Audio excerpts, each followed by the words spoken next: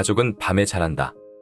이 칼럼은 월드뷰 2022년 1월호에 실린 칼럼으로 송기련 목사가 쓴 칼럼입니다. 죽음이 찾아든다. 호흡이 끊기고 심장도 멈춘다. 숨은 끊어져도 수염은 자란다. 생명의 끈질김이다. 겨울이 다가온다. 혹독한 추위를 견디기 위해 나무는 잎을 떨어뜨린다. 나무의 월동 준비다. 지저귀던 새들도 어디론가 떠난다. 홀로 남는다. 고독과 침묵의 무건 수행에 들어선다. 모든 것이 정지된 중에도 자라는 것이 있다. 나무의 생장점이다. 아린이라는 비늘 껍질에 둘러싸인 새싹의 잎눈과 종 유지를 위한 꽃눈이 그것들이다. 적막과 고요 속에서 생장점은 꿈과 희망을 키운다. 봄이 된다. 아린을 깨뜨리고 싹을 틔운다. 꽃망울이 부풀어 오른다. 새로운 생명으로 탄생한다. 서산의 해가 긴 그림자를 들이운다. 저녁이다. 삼라만상이 호흡을 가다듬는다. 모든 사람이 약속이라도 한 듯 깊은 잠에 빠져든다. 잠을 일러 깨어나게 될 죽음이라 한다. 죽음은 깨어나지 못할 잠이다. 숙면과 영면이다. 매일 같이 찾아오는 죽음 앞에서의 의례가 하루살이 인생을 영원으로 이끈다. 화장과 구두끈. 배철현 고전문헌학자 교수는 하루를 여는 의례를 세수라 한다. 우리는 일어나자마자 어젯밤 죽었던 몸, 정신, 그리고 영혼을 일깨우는 의식을 거행한다. 바로 세수다. 세수는 축자적으로는 손 씻기이지만 온몸을 물로 닦아내는 행위로 그 의미가 확장되었다. 세수하지 않는 날은 오늘이 아니라 어제다. 만일 내가 누구를 만날 일이 없어 하루 종일 집안에서 지낸다 할지라도 세수를 생략하면 나는 그 하루를 새롭게 시작할 수 없다. 세수는 신기하게 단순히 손과 얼굴을 닦는 행위를 넘어 오늘 하루를 새롭게 살겠다는 결심이다. 세수를 끝낸 여인들은 매일 아침 얼굴을 다듬는다. 화장이다. 여인들은 화장하면서 자신의 고향을 찾아간다. 모든 여인의 고향은 아름다움이다. 배 교수는 여성의 화장을 거룩으로 묘사했다. 제자리를 찾지 못해 혼돈 상태에 있는 다시 만드는 행위가 화장이란 영어 단어 메이크업이다. 그런 화장을 도와주는 제품이 화장품이다. 화장품, 영어 단어 코스메틱은 밤새 혼돈이 된 얼굴의 질서를 가져다주는 거룩한 행위다. 여성들이 세수와 화장으로 하루를 연다면 남성들은 구두끈을 묶는 것으로 하루를 시작한다. 서구의 중상류층들은 정장에 리갈 구두를 신는다. 캐주얼 구두와 다르다. 끈이 있다. 매일 신발끈을 완전히 풀었다 다시 맨다. 좋기 3에서 4분은 걸린다. 바쁜 시간에 꼭 그렇게까지 해야 할 이유를 물었던 시절이 있었다. 아침이면 발에 맞춰 끈을 조인다. 저녁이 되면 종일 늘어난 신발을 풀어 복구시킨다. 그래야 신발의 뒤틀림을 방지하고 오래 신을 수 있다. 그들에게 신발은 신체 일부였다. 하루를 시작하며 신발끈을 조이는 것으로 마음의 다짐을 했다. 뭔가 각오를 단단히 할 때 머리를 질끈 동여매는 우리와 달리 그들은 발을 조였다. 왜 발에다 각오를 다짐해야 하냐고? 발은 자신의 이력서다. 이를 자세히 들여다보라. 발, 이, 단일, 역, 기록, 서다. 부츠계의 벤츠라 불리는 레드윙 총괄 조지 컬리는 말한다. 고흐의 명작 낡은 구두 한 켤레처럼 구두는 인생의 경건함을 압축한 이력서라고. 오늘 하루 나의 이력서를 쓸 발과 더불어 하루를 다짐하는 것은 너무도 자연스럽다.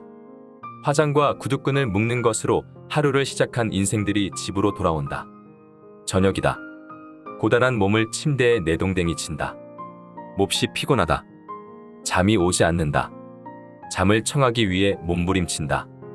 잠과의 싸움이다. 끝없는 잠과의 전쟁. 우리 몸이 필요로 하는 수면, 신호인 졸림과 피곤은 전혀 다르다. 피곤하다고 깊이 잠드는 것이 아니다. 잠은 더 멀리 달아난다. 피로는 휴식이 필요한 상태다. 졸음은 지체 없이 잠을 불러들인다. 낮의 피로는 휴식으로 처리된다. 밤에 찾아온 피로는 수면으로 처리하려고 한다. 부조화로 충돌이 일어난다. 결과는 불면증이다. 잠자리는 전쟁터가 된다. 불면이 악화한다. 우리는 그간 잠을 학습해 본 일이 없다. 사랑하지도 못했다. 여호와께서 사랑하시는 자에게 잠을 주신다는 것을 애써 외면했다. 잠은 배척과 소외의 대상이었다. 어떻게든 잠을 적게 자고 일과 공부에 매달려야 했다.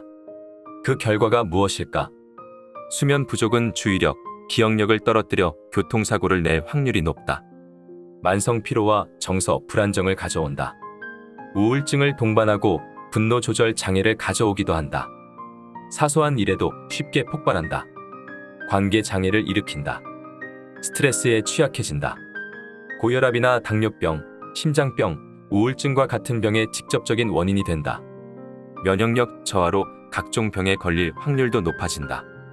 그 가운데 하나가 치매다. 이래서 수면 부족을 현대판 패스트라고도 한다. 가정 안에 스며든 짜증과 분노, 서로를 향한 공격이 잦아진다. 암만 무서운 줄 알았지 암보다 더 무서운 게 코로나라는 것을 몰랐다. 불면이 그렇다. 먹지 않고 40일을 버텨도 살 수 있다. 잠은 그렇지 못하다. 동면하는 동물과 달리 사람은 매일 자야 한다. 매일의 잠을 자지 않고 버틸 수 있는 시간은 엿새로 알려져 있다. 엿새만 재우지 않아도 회복 불능의 뇌 손상이 찾아온다. 경제협력개발기구 OECD에 따르면 우리나라의 일일 수면 시간은 OECD 국가 중 최하위다. 슬립 푸어들로 넘쳐난다. 직장인은 수면 시간이 6시간 6분에 그쳤다. 만성 수면 부족이다. 행복하지가 못하다. 잠을 위한 기도, 시편 3편, 4편. 시편 3편이 이른 아침의 노래라면 4편은 저녁의 기도다. 시편 3편은 하나님 의지하니 두려움 없다라고 노래했다. 시편 4편은 하나님 의뢰하니 그 즐거움 영원하다라고 노래한다. 서로 어우러진다. 동방의 대바실레이오스는 그리스도인들에게 밤이 시작될 때 우리는 우리의 휴식이 침범당하지 않기를 구하고 이 시간에는 또한 시편 91편을 낭독해야 한다고 가르쳤다. 잠을 위해 기도해야 할 이유가 무엇인가? 하나님이 낮과 밤을 만드시고 잠을 주시기 때문이다. 성경은 이른다. 내가 너희 지친 몸을 회복시켜 줄 것이다. 너희 지친 영혼에 다시 활력을 불어넣을 것이다.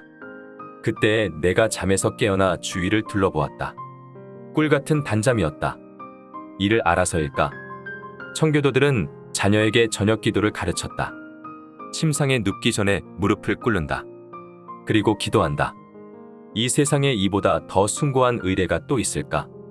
잠들 때는 모든 짐 내려놓고 평화롭게 잠들게 해주시고 눈 뜰 때는 지금보다 더 나은 나로 일으켜 세워주소서.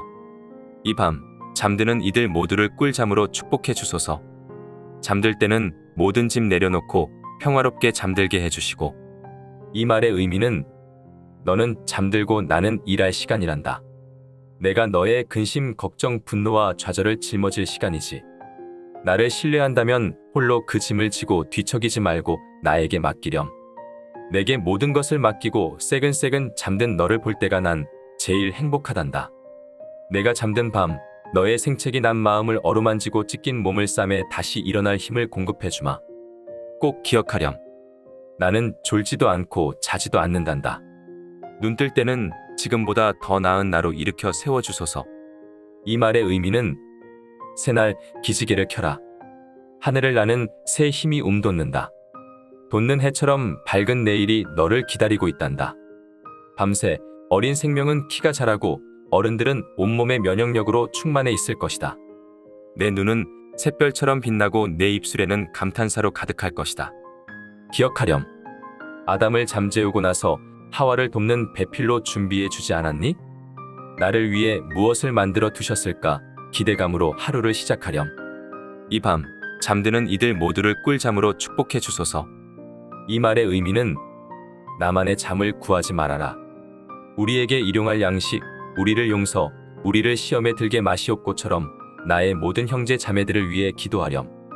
나는 수고하고 무거운 짐진 너희들을 위해 꿀잠을 준비해 두었단다.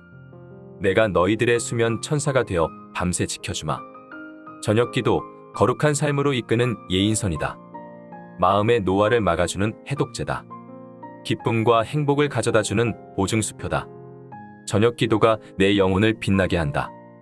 헤르만 헤세는 저녁에 집들은에서 집들도 자란다고 했다. 한 집이 다른 집에 가까이 기대어 집들은 경사지에서 의형제를 맺고 자란다. 하물며 가족은 어떻겠는가? 가족은 잠으로 자란다. 꿀잠이 행복이다.